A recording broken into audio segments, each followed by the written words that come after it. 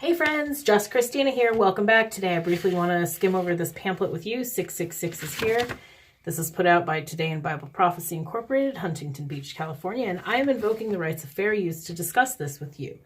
So we are briefly going to talk about computer preparations in 1970 that, when completed, could operate 1 billion operations per second, storing records of every person on Earth. Furthermore, by June 1977, Communications News reported that Bank of America added an Asian link to the World Telecommunications Network, which was essentially the first worldwide centralized interactive computer system. And this made it capable for those brand new debit cards that everybody got to do transactions worldwide. Now, I did factor down my debit card, but we'll get into that in a second, okay? The Department of Defense Journal, first quarter 1980, published this picture.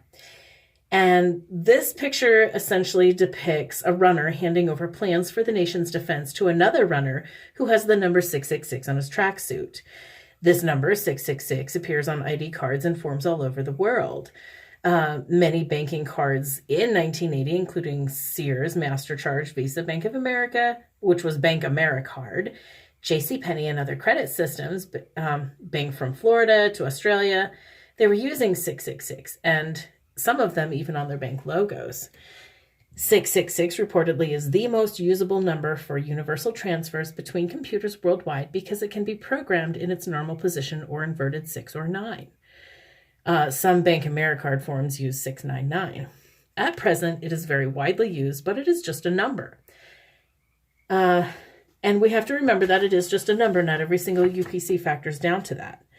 But my bank card does. 666, 666, 666.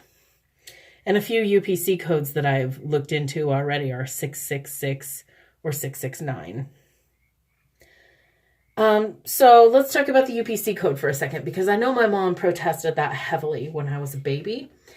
And this was the first phase. Okay, so August 25th, 1974, Los Angeles Times wrote, "The grocery industry has developed what it calls the UPC code, which to the consumer looks like a series of vertical lines covering an area about the size of a large postage stamp." Okay, we all know what those are today, right? 37,000 or so food manufacturers in this country have been assigned a 5-digit identifying code. And this was back then, so I'm sure there's a lot more now. Those are the first 5 digits in the UPC.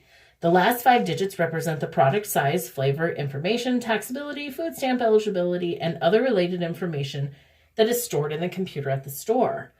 Grocery store instructions state, "This is the universal product code, the first sign of the new system." So UPC phase 2, let's talk about this. Okay, this just provides additional information. So this is phase 1. Now we've seen phase 2. These are like blue or pink, dark pink, light pink, yellow, light blue, and dark blue. We've seen that. Okay, so that's phase 2. We've seen it. It's here, whatever. We're all accustomed to it. We've been programmed to accept it. Now phase 3. So since laser beam tattoo, which is invisible to the naked eye, has been developed by IBM and others, another innovation has appeared. So don't read anything into this, okay? Because I thought, oh my gosh, maybe IBM is the one who took Dr. Farrell's work, but the others that they are referring to does talk about Dr. Farrell further in the pamphlet. So it says, another innovation has appeared. To the phase 2 marks have been added F and H before and after the code markings.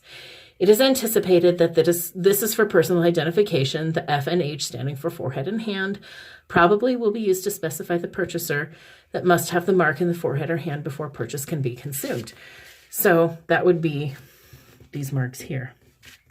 Now, this is really funny that they talk about this because there was a little mishap with Social Security in Chattanooga, Tennessee in August of 1980. And maybe or maybe not you've heard about this, okay? So scores of Social Security checks were accidentally mailed to recipients that required a special and unusual process for cashing them. It was so unusual that the banks refused to even try to cash them.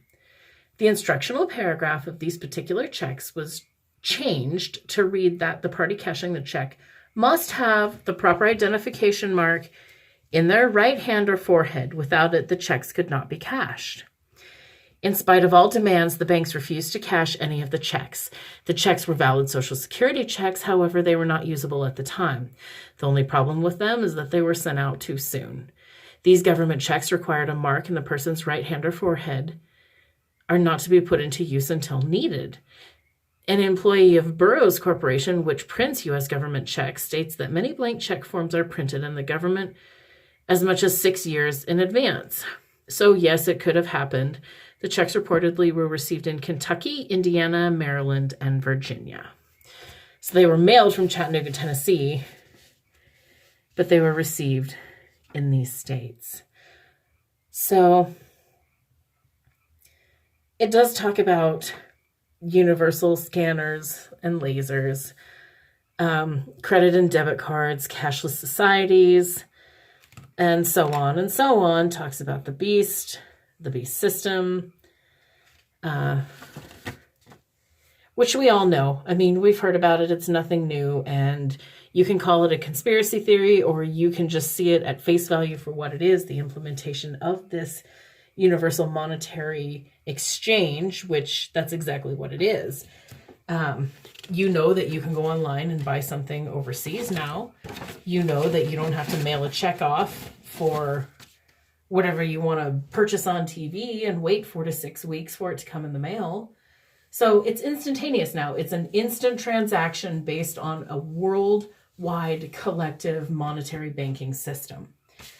So food for thought, maybe check your barcodes and have fun factoring things down. And thanks for joining me. Just Christina signing out.